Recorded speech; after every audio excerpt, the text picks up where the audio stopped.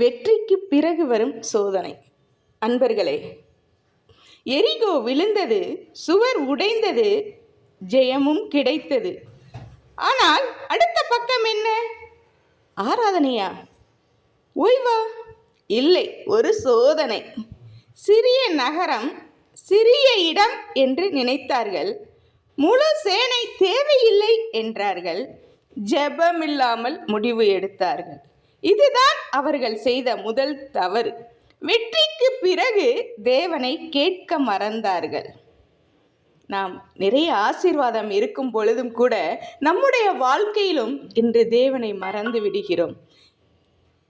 விளைவு தோல்வி, பயம், மனச்சோர்வு. யோசுவா தரையிலே விழுந்தான். கர்த்தாவே, ஏன்? தேவன் சொன்ன பதில் ஆழமானது. இஸ்ரவேலில் பாவம் இருக்கிறது.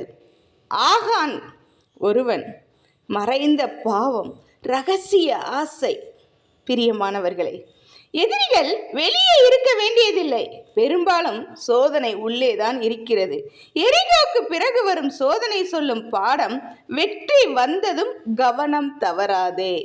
பெரிய ஜெயம் சிறிய தவறால் சிதறி விடுகிறது. ஆகான் தீர்ப்புக்கு பிறகு தேவன் மீண்டும் பேசினார். இப்போது போ, நான் உன்னோடு இருக்கிறேன். பாடம் என்ன? தோல்வி முடிவு அல்ல, திருத்தம் தேவை. தேவன் காட்டும் போது மனம் திரும்பு, அப்பொழுது மீண்டும் ஜெயம் உறுதி. நம்மளுடைய வாழ்க்கையிலும் வெற்றிக்கு பிறகு விழிப்பாயிரு, அப்பொழுது தொடர்ந்தே ஜெயம் உள்ளதே என்று தேவன் சொல்கிறார். ஒரு வெற்றி வந்தவுடனே நாம் தேவனை மறக்கக்கூடாது அன்பர்களே. அந்த வெற்றியை தருகிற தேவனை நாம் மறந்துவிட்டு அலைந்து கொண்டிருக்கிறோம். தேவன் விரும்புவது அது அல்ல.